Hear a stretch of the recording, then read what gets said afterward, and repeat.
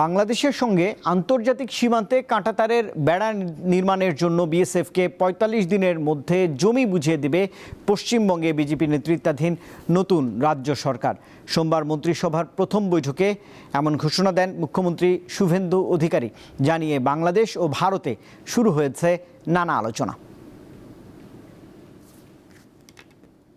২০১১ সালে আলোচিত কিশোরী ফেলানীর মরদেহ দীর্ঘ ৪.৫ ঘণ্টা কাঁটাতারে ঝুলে থাকার সেই চিত্র দেশে প্রবল ঝড় তোলে। কুড়িগ্রামের ফুলবাড়ী উপজেলার অনন্তপুর সীমান্তে ভারতীয় সীমান্তরক্ষী বাহিনী বিএসএফের গুলিতে নির্মমভাবে হত্যার শিকার হয় ওই কিশোরী। এই তথ্যটি কেন বলছি তার আগে জানিয়ে দিতে চাই আরেকটি তথ্য।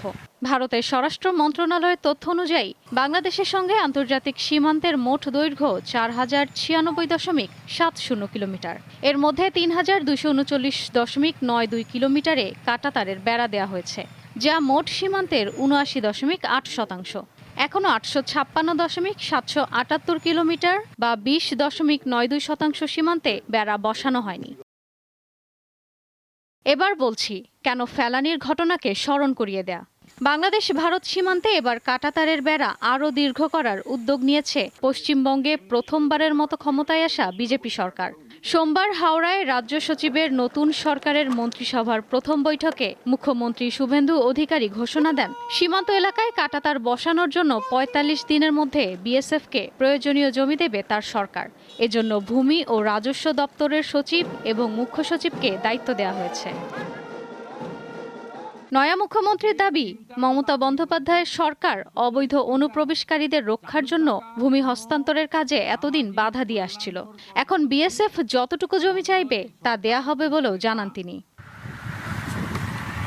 এর আগে চলতি বছরের জানুয়ারিতে কলকাতা হাইকোর্ট মমতা বন্দ্যোপাধ্যায়ের রাজ্য সরকারকে সীমান্তে কাঁটাতারের বেড়া নির্মাণের জন্য ৯টি জেলায় বিএসএফকে জমি হস্তান্তরের নির্দেশ দিয়েছিলেন। এজন্য ৩১ মার্চ পর্যন্ত সময়সীমা বেঁধে দিয়েছিল আদালত।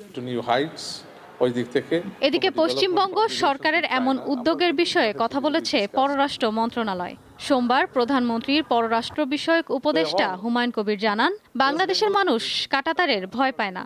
বাংলাদেশের মানুষ কাঁটাতার ভয় পায় না, বাংলাদেশের সরকারও কাঁটাতার ভয় পায় না। যেখানে আমাদের কথা বলা দরকার আমরা কথা বলবো। যদি মানুষ গুলি মারে হত্যা করা হয় বা তারে লাগাইয়ে আপনি ফেলে রাখবেন, যেগুলো আগে দেখছি আমরা হাসিনার সময়, তো ওই নমুনায় তো আর বর্ডার কোনোদিন ইনশাল্লাহ আসবে না।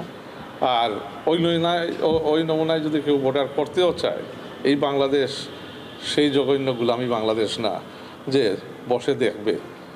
ওই বাংলাদেশের পরিকল্পনা আছে কি করতে হবে। তো ইনশাআল্লাহ আশা করি ওই পথে যাবে না। কাঁটাতারের বিষয়টি সরকার পর্যবেক্ষণ করছে বলেও জানান তিনি। ইশরাত সুমা, দীপ্ত বার্তা কক্ষ।